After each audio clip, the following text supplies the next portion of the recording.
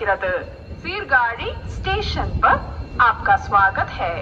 Welcome to Sirkazhi station.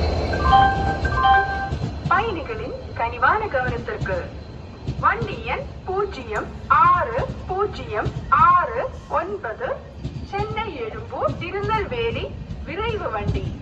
Chennai எழும்பூரிலிருந்து திருவாரூர், காரைக்குடி, மானாமதுரை, விருதுநகர் வழியாக திருநெல்வேலி வரை செல்லும் வண்டி 1வது நடைமேடைக்கு வந்துவிட்டது.